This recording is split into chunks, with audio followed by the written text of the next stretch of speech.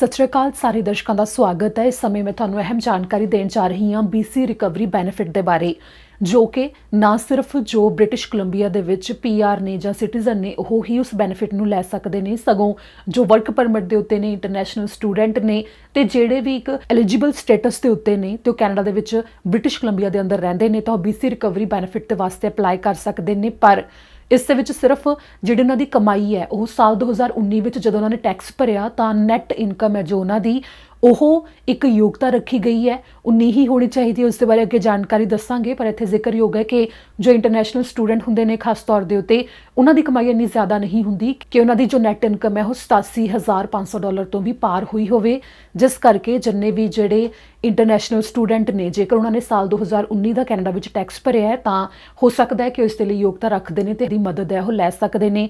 18 दिसंबर यानी कि अज तो ही अर्जियां खुल गई ने। इत्थे भी खास तौर पर जिक्रयोग है कि यह सिर्फ उन्हां लई नहीं है कि कोविड-19 के करके कोई प्रभावित होया होवे कि कोविड-19 के करके उन्होंने नौकरी चली गई जां फिर उन्होंने कमाई दे विच कोविड-19 के करके साल 2020 दे विच उन्होंने काफ़ी ज़्यादा कमी आई। सगों ये उन्होंने वास्ते है ਜਿਹੜੇ 2019 ਦੇ ਵਿੱਚ ਜਦੋਂ ਉਹਨਾਂ ਨੇ ਟੈਕਸ ਭਰਿਆ ਸੀ ਤਾਂ ਜਿਹੜੀ ਉਹਨਾਂ ਦੀ ਨੈਟ ਇਨਕਮ ਹੈ ਉਸ ਦੀ ਇੱਕ ਯੋਗਤਾ ਰੱਖੀ ਗਈ ਹੈ। ਜੇਕਰ ਉਸ ਤੋਂ ਘੱਟ ਹੋਈ ਇਨਕਮ ਹੈ ਤਾਂ ਉਹ ਅਪਲਾਈ ਕਰ ਸਕਦੇ ਨੇ, ਕਿਉਂਕਿ ਜਦੋਂ BC ਰਿਕਵਰੀ ਬੈਨੀਫਿਟ ਦੇ ਬਾਰੇ ਅੱਗੇ ਜਾਣਕਾਰੀ ਦਿੱਤੀ ਗਈ ਹੈ ਇਸ ਦੀ ਐਲੀਜੀਬਿਲਟੀ ਦੇ ਵਿੱਚ ਕਿਤੇ ਵੀ ਕੋਵਿਡ-19 ਦੇ ਕਰਕੇ ਪਏ ਪ੍ਰਭਾਵ ਦਾ ਜ਼ਿਕਰ ਨਹੀਂ ਆਉਂਦਾ।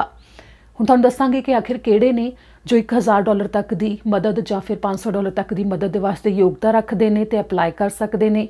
ਇਸ ਦੀ ਐਲੀਜੀਬਿਲਟੀ ਦੇ ਵਿੱਚ ਮੁੱਖ ਇਹ ਵੀ ਹੈ ਕਿ घट्टो घट्ट उम्र 19 साल होनी चाहिए है।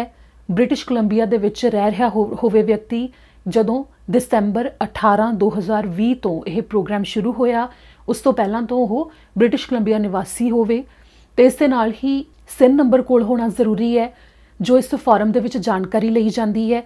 उस दे बारे भी तुहानूं दस्सांगे। तुहानूं दस दईए कि जेकर एक परिवार दे विच साल 2019 च नैट इनकम 1,25,000 तो घट रही होवे ਤਾਂ ਉਹਨਾਂ ਨੂੰ $1,000 ਤੱਕ ਦੀ ਮਦਦ ਮਿਲਣੀ ਹੈ ਤੇ ਜੇਕਰ 1,75,000 ਤੋਂ ਘੱਟ ਰਹੀ ਹੋਵੇ ਤਾਂ ਉਹਨਾਂ ਨੂੰ ਥੋੜੀ ਘੱਟ ਮਦਦ ਮਿਲੇਗੀ। ਤਾਂ ਕੁਝ ਇਸੇ ਤਰ੍ਹਾਂ ਹੀ ਜੇਕਰ ਕੋਈ ਇਕੱਲਾ ਵਿਅਕਤੀ ਰਹਿੰਦਾ ਹੈ ਤੇ ਉਸ ਦੀ ਸਾਲ 2019 ਵਿੱਚ ਜਦੋਂ ਉਸਨੇ ਟੈਕਸ ਭਰਿਆ ਤਾਂ ਨੈਟ ਇਨਕਮ $62,500 ਤੋਂ ਘੱਟ ਸੀ ਤਾਂ ਉਸ ਨੂੰ $500 ਤੱਕ ਦੀ ਮਦਦ ਮਿਲਣੀ ਹੈ। ਤੇ ਜੇਕਰ ਇਕੱਲੇ ਵਿਅਕਤੀ ਦੀ ਜਿਹੜੀ ਕਮਾਈ ਹੈ ਉਹ $87,500 ਤੋਂ ਘੱਟ ਸੀ ਤਾਂ ਉਸ ਨੂੰ थोड़ी उस तो जी $500 तो घट मदद मिलेगी, पर फिर भी मदद उन्होंने मिलेगी। इस लिए जो अप्लाई करना है सीधा असी लिंक साझा कर रहे हैं कमेंट बॉक्स के विच, तुसीं सिर्फ उस उत्ते क्लिक करना है तो उस तो बाद फॉर्म भरना शुरू कर देना है। जो सवाल उस दे विच पूछे जाएंगे मुख्य तौर के उत्ते सब तो पहला जिहड़े सवाल पूछे जाते हैं वो जो नाम पूछा जाता है तो अगे तुसीं अपने परिवार के नाल किहड़े परिवारक मैंबर के नाल इस नूं फाइल नूं भरना है तो तुसीं की एलिजिबिलिटी रखदे हो उस नाल संबंधित सवाल ने उन्हां दे जवाब देने ने। तो इस ये भी है कि SIN नंबर तुसीं अपना उहदे विच भरना है। जेकर ड्राइवर लाइसेंस हैगा तुहाडे कोल वो भी उसदे विच उसदा ड्राइवर लाइसेंस का नंबर भी भरना है।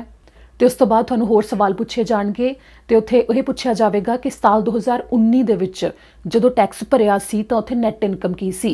हुण जदों तुहाडे कोल साल 2019 की इनकम टैक्स रिटर्न पई होवेगी तो उस दे विच उपर ही सब तो उपर लिखिया हुंदा है कि नैट इनकम, उसके सामने जिन्नी भी इनकम लिखी हुई होवेगी तुसीं ओह भर देनी है। उस तो बाद हेठां आ जाएगा कि जेकर थोड़े परिवार दे विच कोई होर मैंबर भी है तो उसकी भी इनकम भरनी है, उत्थे पुछया जाता है। तो उस तो बाद हेठां कुल आ जाएगा कि थोड़ी जिहड़ी इनकम सी साल 2019 की 1,25,000 तो वध सी जां घट ते तुसीं किन्नी मदद दे वास्ते योग्यता रखदे हो।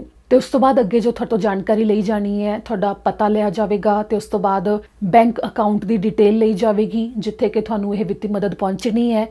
तो ब्रिटिश कोलंबिया सरकार के वालों इत्थे भी जिक्र किया गया है कि जेकर तुसीं योग्यता ना रखते हुए फिर भी तुसीं अप्लाई किया है कि तुसीं उस विच जिहड़ी जानकारी है वो गलत भरी है तो इस विच फ्रॉड का मामला भी दर्ज हो सकता है। तो इस नाल ही तुहानूं जेकर उन्होंने लगता है कि तुसीं एलिजिबल नहीं हैगे तो तुहानूं वो रीपे करन दे वास्ते भी अमाउंट कह सकते हैं कि तुसीं वो पैसे वापस करो। पर जेकर उन्होंने इत्थे पता लगता है कि जानबूझ के ज़्यादा गलत जानकारी भरी गई है तो उस दे विच फ्रॉड का मामला तो दर्ज हो ही सकता है, सगों नाल ही फाइन भी पै सकता है। ਤਾਂ ਇਸ ਦੇ ਵਿੱਚ ਮੁੱਖ ਇਹੀ ਹੈ ਕਿ ਜਿਹੜੇ ਵੀ ਸਵਾਲ ਪੁੱਛੇ ਜਾਣ ਉਹਨਾਂ ਦੀ ਸਹੀ ਤੇ ਸਪਸ਼ਟ ਜਾਣਕਾਰੀ ਦਿੱਤੀ ਜਾਵੇ। ਜਿਵੇਂ ਕਿ 18 ਦਸੰਬਰ 2020 ਯਾਨੀ ਕਿ ਅੱਜ ਤੋਂ ਇਸ ਮਦਦ ਦੇ ਵਾਸਤੇ ਜੋ ਅਰਜ਼ੀਆਂ ਨੇ ਉਹ ਖੁੱਲੀਆਂ ਨੇ ਕਿ ਇਸ ਦੇ ਲਈ ਅਪਲਾਈ ਕੀਤਾ ਜਾ ਸਕਦਾ ਹੈ। ਤਾਂ ਜੂਨ 30 2021 ਤੱਕ ਇਹ ਮਦਦ ਖੁੱਲੀ ਹੈ ਕਿ ਤੁਸੀਂ BC ਰਿਕਵਰੀ ਬੈਨੀਫਿਟ ਦੇ ਰਾਹੀਂ ਜੋ ਵਿੱਤੀ ਮਦਦ ਲੈ ਸਕਦੇ ਹੋ $1000 ਤੱਕ ਦੀ। ਤਾਂ ਤੁਸੀਂ ਜੂਨ 30 ਤੱਕ ਵੀ ਤੁਹਾਡੇ ਕੋਲ ਸਮਾਂ ਹੈ ਕਿ ਇਸ ਦੇ ਲਈ ਅਪਲਾਈ ਕਰ ਸਕਦੇ ਹੋ।